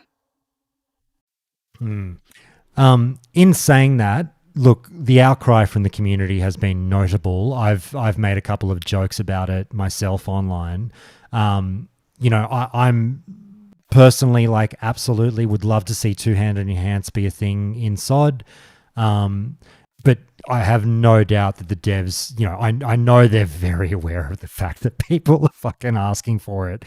I presume all of you guys, and you've already half answered it, I presume all of you guys are on board with the petition to make two-handed enhance a thing. Yeah. Oh, yeah, yeah. that'd be great. Give us a fifth spec. We could have 5 specs at that point. Yeah, I mean, honestly, I think it might if they give us if they give us two-hand and enhancement shaman, it'll probably turn into like a fury versus arms warrior type situation, except for shaman. But like, oh, do I want the one big number, or do I want constant numbers that equal the big number in the end? All right, guys, look, we've got the controversial one out of the way. Let's talk about the fun stuff. Talk to me again. Remember, we're not talking about data mine stuff, just the stuff we know from the demo. Zim, I'll start with you. Talk to me about the runes that titillate you the most so far that we've heard about. Well, I'm a big Shaman tank fan. Have been since we started playing back in 2019. Way of Earth for the legs. Basically whenever you have Rockbiter on, it turns your Urshock into a taunt. Absolutely phenomenal. Then playing the demo, like seeing the different type of loot that drops now is like there's mail with defense on it, which is like, oh wow, this is actually a real thing. I could actually be a defense capped shaman tank and have a chance of living. Honestly, it just makes me smile. It makes me look forward to the game, and I can't wait. I can't wait to try. Can I add? Sorry, can I just before you jump in? I just want to add one thing on the Earth Shock taunt thing. I'm like, in the spirit of class flavor, and maybe when we're getting more tanks and we want them to be distinguished, is it, again, I'm not a dev, I don't know, would it break the game to have kept Earth Shock's range? Yeah, I think it definitely would. It would have been, if Earth Shock kept its range, I think it would have been, I don't think it would have broke the game. I think it would have gave shamans an unfair advantage a little bit outside of a warrior. I mean, you have a taunt every 6 seconds, and I think that's good enough for shaman. Isn't it becoming 10 with Shock or not with Way of Earth? I'm fairly certain it's still 6, but I may be wrong. Yeah, no, I think you're right. Actually, I think you're right. Yeah. But yeah, I mean, I felt like I had Urshock up like pretty much the entire time. I was like Urshock, and then I'd hit it a little bit, and then Urshock again. And even when the other tank like took aggro and had like all of the aggro, I would just like hit Urshock, and all of a sudden I had the mob on me, and I was like, oh wow. So, and I wasn't using a damage meter or a threat meter or anything like that. I was like, oh, this thing is on me for good now, and it's very easy. It's gonna take a lot of probably won't take a lot of communication, but definitely need to let your healers know when you're gonna taunt. How about you other guys? Talk to me about runes that you've seen that make you go, "Oh, baby." Yeah, just real quick. Did anyone who played Pally, do you know if Hand of Reckoning, their taunt, do you know if that was ranged, or is that also in melee range? It's ranged in Wrath. Right. I don't know if it is like that in Classic, because if it was, then Pallies have a ranged taunt and Shaman could have a ranged taunt. That would be kind of cool. I don't think it's game breaking if it was. It'll definitely feel weird, especially if you are bouncing between maybe going to DPS and tanking, and then like your Earth Shock, you go to press it, but you're too far away because you're in your tank rune, and vice versa. The SOD version of Hand of Reckoning is melee range. Oh, perfect. Well, then there you go. Then that probably would be a little unfair then if it was ranged. So, but that's not a bad thing. I do think the fact that it makes you uncrittable, if that's still the formula you're going to go with, is 6%. Then it's pretty incredible. Like right now in Wrath as a druid, you spec into your uncrittable talents and you basically gem agility and you're good, and you don't have to worry about defense cap, right? You are uncrittable. That is the point of getting defense gear. So I think that's huge. You would be able to either get gear that helps with mana management, with threat, just like if you've ever played a warrior, you've got a bunch of different gear sets for a bunch of different bosses. Not having to worry about defense as a stat would be quite nice. All right. Pigs, how about you? On the shaman. Sorry, Kozim. Yeah, just touch on shaman taunt again. As an old school shaman tank enjoyer, I kind of wish they didn't give us a taunt. I know it's necessary for high end end game rating, but I kind of liked the mechanic of the shock doubling threat, and you're just racing DPS, and you have to manage your threat across everyone with your chain lightning and all that sort of stuff. I thought that was a really cool, unique way that Shaman operated, and could have operated as a tank in SOD. But I think especially while leveling, the normal Earth Shock pre-SOD, it is basically a taunt. It really is. Absolutely. I mean, I think if they wouldn't have made it like a straight taunt, the Shamans would have gone dual wield tanks like Fury Prop back in the day. Oh. So like a Fury, like an enhancement dual wielding Shaman tanking. It sounds, honestly, I'll give it a try. But that sounds good to me. Yeah. No, you're right. Thinking about it, I'm like, okay, that does sound pretty sweet. Let me ask you guys a random question that Tito raised in the Discord the other day that I think was actually a good question. Not to make it sound like Tito doesn't otherwise ask good questions, but you know what I mean? He asked, what do you guys think about all the tanks or all the new tanks straight up being handed crit immunity? Do you have strong feelings on it one way or the other? Not really. I feel like it definitely makes it easier for gearing. It's, again, correct me if I'm wrong, is 450 is ringing a bell, or 480 defense is what you need to get capped in Classic? Sorry, it's been a while. I think it's 480. Okay, it's one of those. So you basically have to get a certain number of defense to become crit capped, and that is, that's what kind of says I'm a tank or not, right? You're able to tank bosses and not get crit, so your healers don't want to kill you. So the fact that straight out of the gate, a couple of them are going to be crit immune is nice. Is it OP? Because so far, warriors still have to worry about getting crit capped. Now, do I think it'll be super important while leveling? I don't think so, but that is to be determined. Fair enough. Any of you other two on that one? Nope, all good. Guys, let's keep going on the runes. Pigs, have we heard one from you? What's one that stands outside of Shaman tanking? What have you seen rune-wise that makes you go, fuck, can't believe we're getting that. That's so good. Well, I'm usually a healer when I play WoW, and I like the healing rain. It's just kind of a new spell that hopefully will have some use outside of chain heal. But I think just more healing spells for the rest of Shaman, because we've just kind of been limited to chain heal spam. So it's kind of exciting to see that side of things as well. I will counter that with, it's in the same slot as Overload, and as it stands, Overload can proc off heals, which could end up being pretty dang good. I did see that. That might be a situational thing. I think it's going to double the chain heal spam. Yep. You're correct. Yeah, unfortunately. Maybe they'll see that. So maybe you have a healing rain shaman that, kind of covers that, and, your other shaman in your group go Overload. I feel like that might be cool to be the one with that spell, right? I'll be the healing rain shaman. I love targeted abilities, circular targets. They're so good. Sorry, what you were going to say? Speaking of chain heal, and I don't know if this constitutes leaks or not, but I think I saw this in the description of the videos from BlizzCon. I noticed a description change, and I don't think anyone has mentioned it, but I may just be interpreting wrong. It said the chain heal now only bounces to party members, where other spells say party and raid.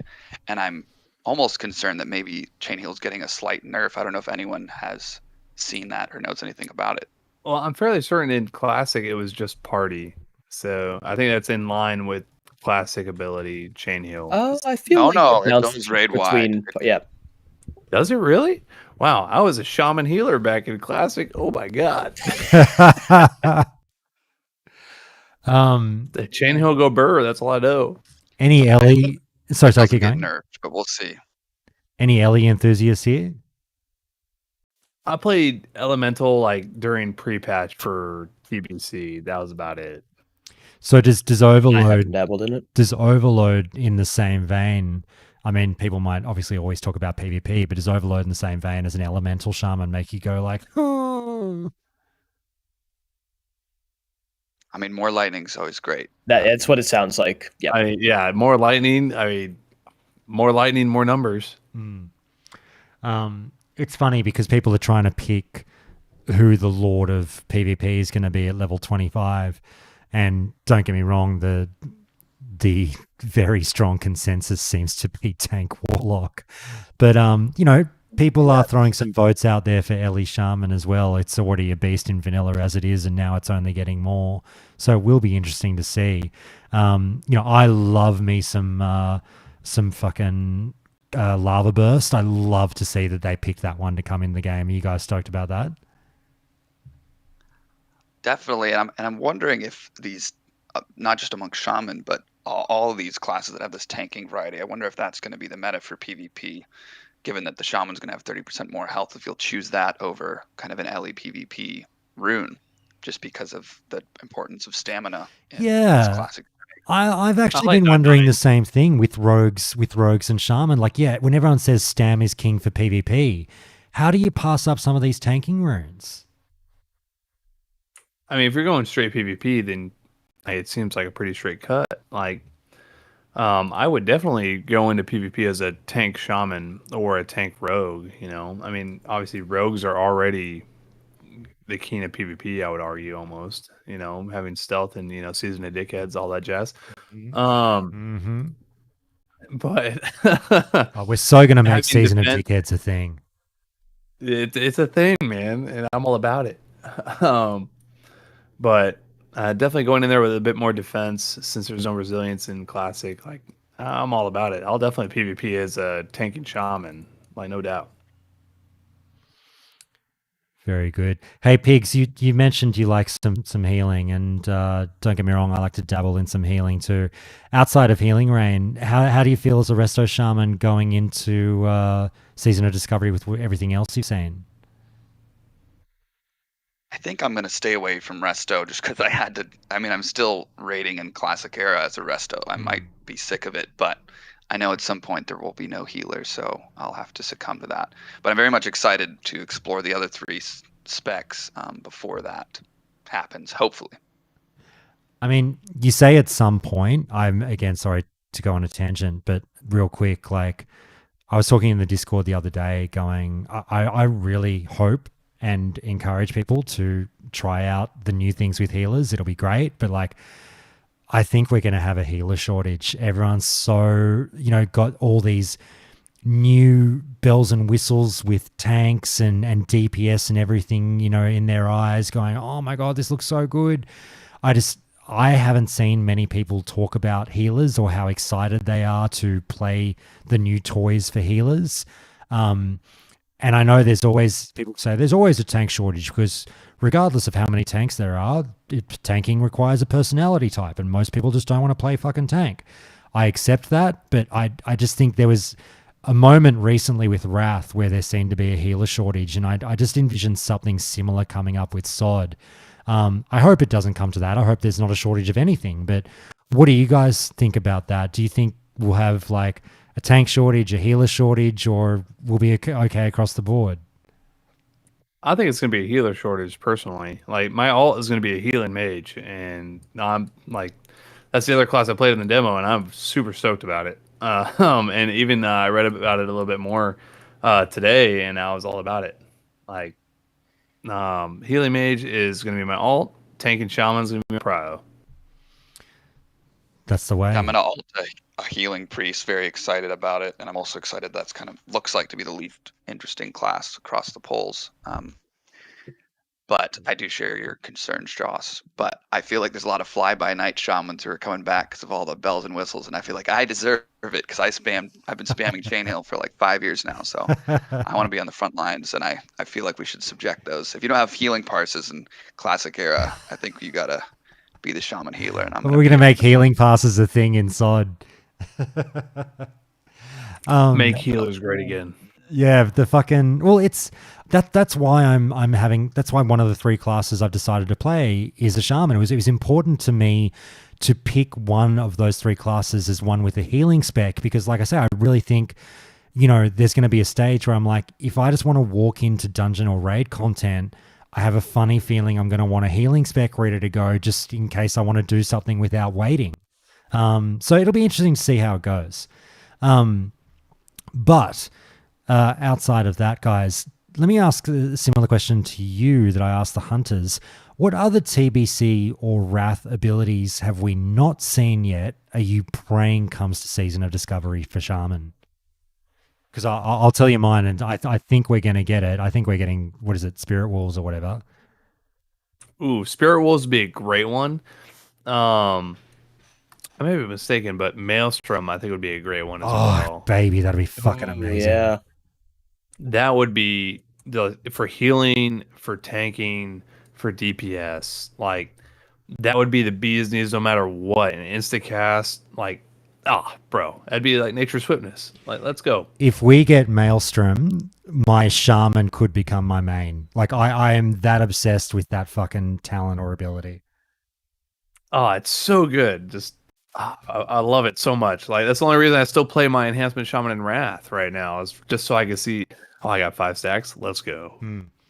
I have my what do you call it? Fucking Emerald Legacy BAM weak aura for 5 stacks of fucking Maelstrom, and it just hits that special part of my brain.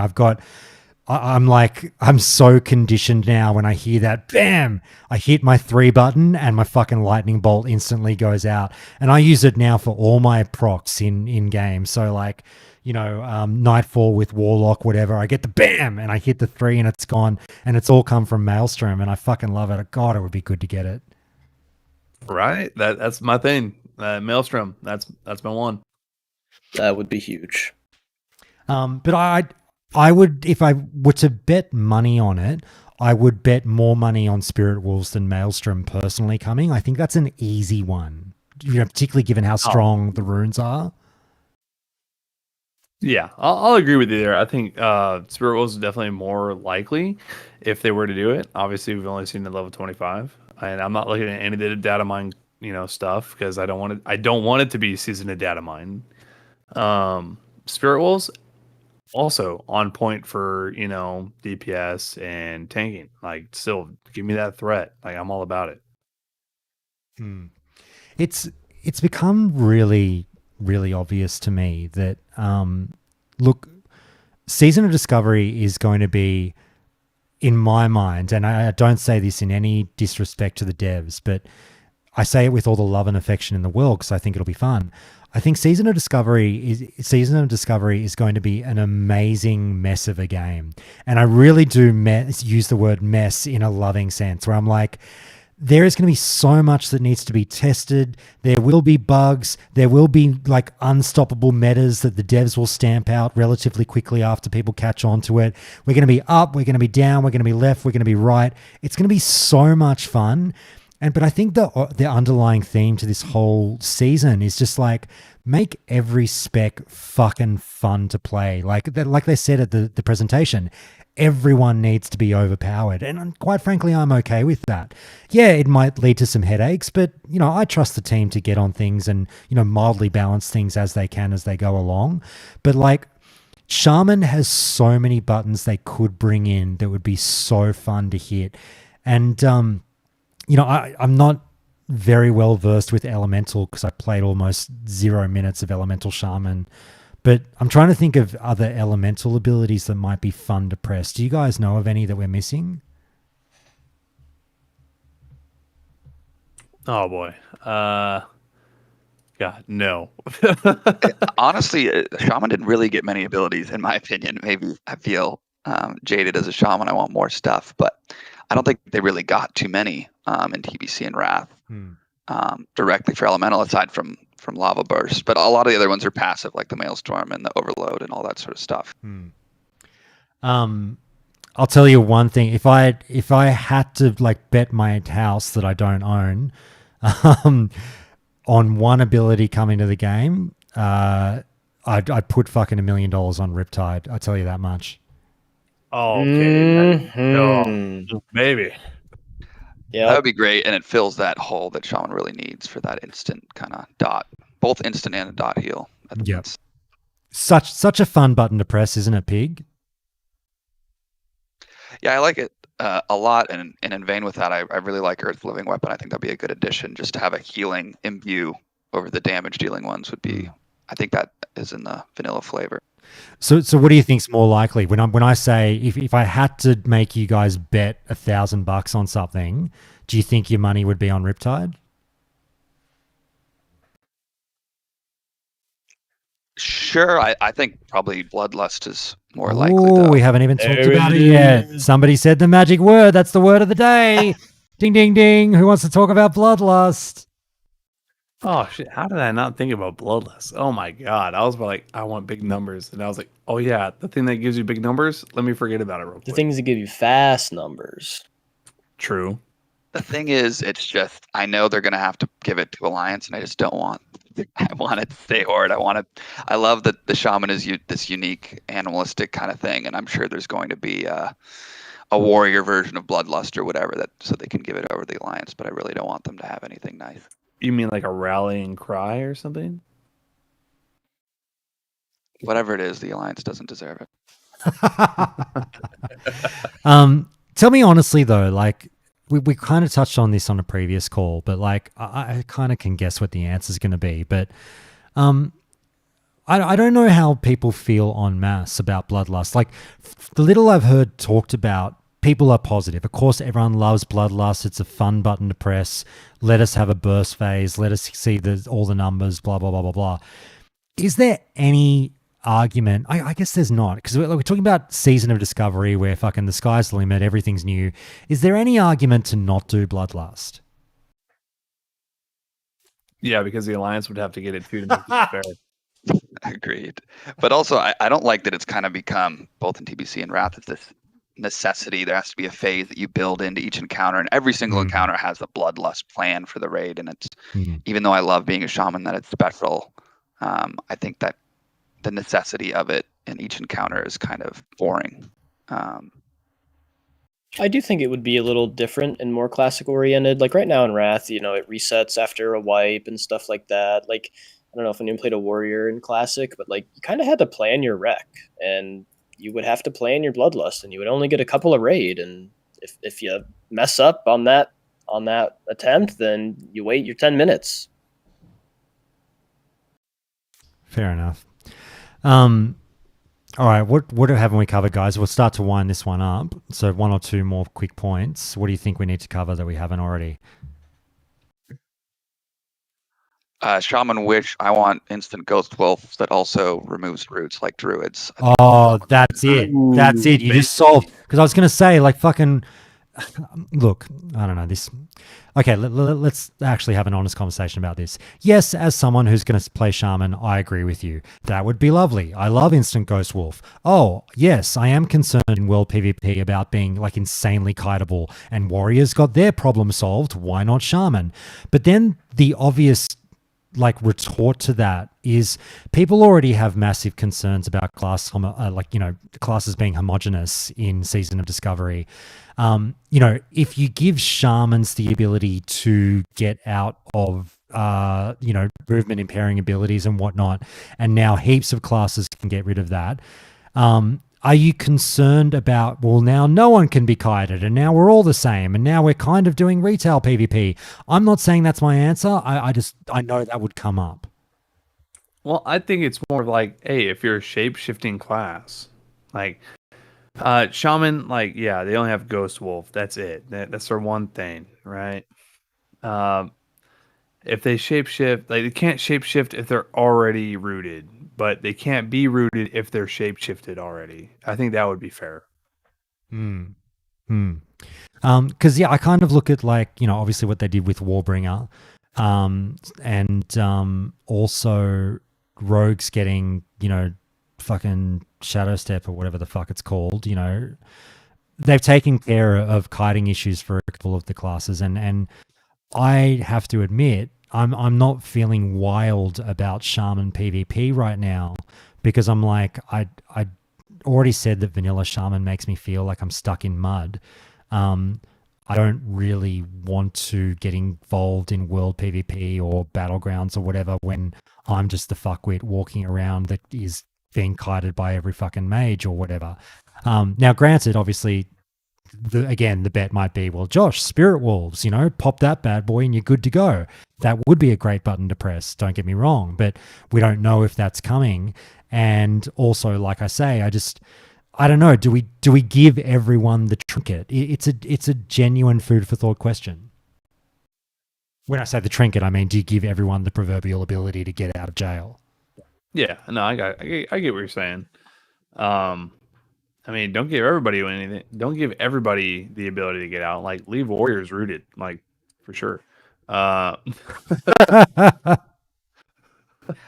mean, I'm gonna have an alt warrior. I'm gonna have. It's gonna be the season of alts. Like, that's kind of how I'm looking at it. Yeah.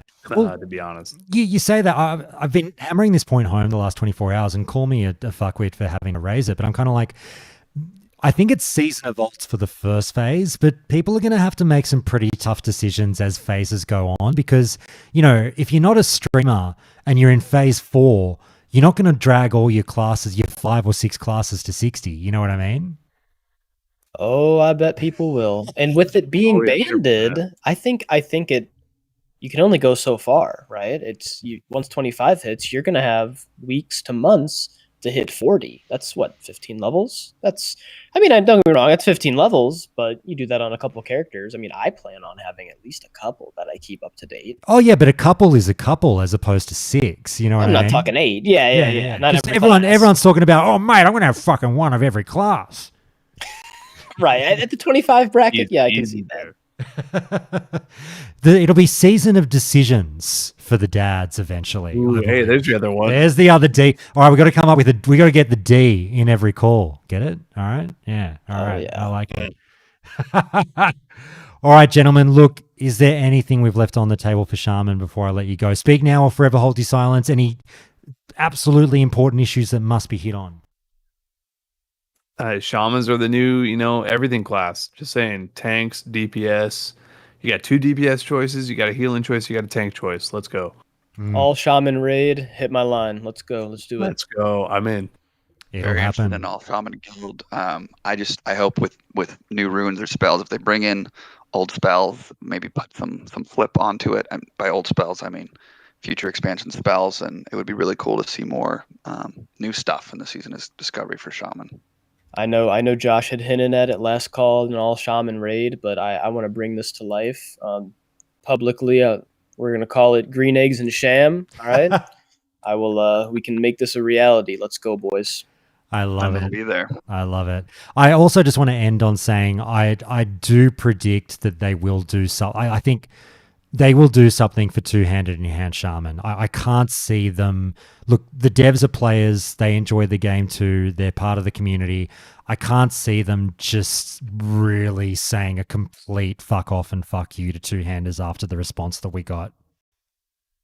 Yeah, there's too much outcries. There's daily memes on Reddit. I mean, if they don't do it, they're just letting a free win go. And logistically speaking, and not to beat a dead horse here, there's already so much competition for one-handers, and you have no competition for two-handers. You have a little bit more now that Arms Warrior might be something more played, or Two-Hand Fury, sure, but where are the two-handers going to go? You got to give it to someone. Well, do you think this is opposite to not a part of shamans, but a lot of people are sort of just assuming that Titan script is going to come in and the warriors are going to fucking eat up all the two-handers. Do you think that's going to be a thing? I wouldn't say it's impossible, but still, two-hand enhancement shaman. Come on. Yeah, absolutely. Biz, baby. Let's go. I think one tweak that would be great for shaman is let them use pole arms. Get them vendor strike. They could soak that up. There you go. There you go. Make vendor strike viable again.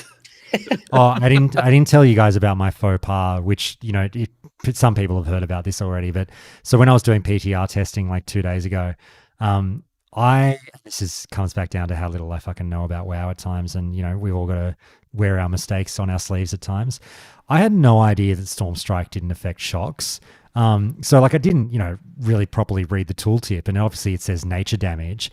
And I'm sitting there on the PTR going like, whoa. I have applied Storm Strike to this mob, and I then Frost Shocked it, and it did not, eat up one of my charges of fucking Storm Strike. This is bullshit. It's not being applied.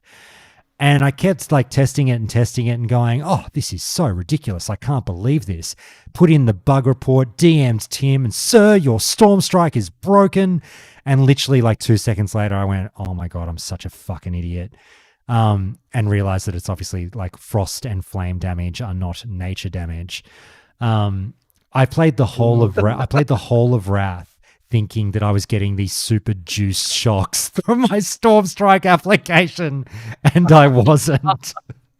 But you know what will affect it? What? Lightning bolt from Yeah. your maelstrom. Yes. Huh? That From is your true. maelstrom, baby.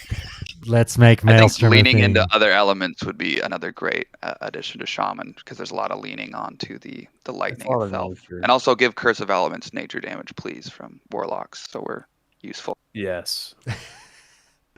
All right, guys. Love you all. Let's say our goodbyes. Thanks so much for doing so, so much of a service for Shaman today.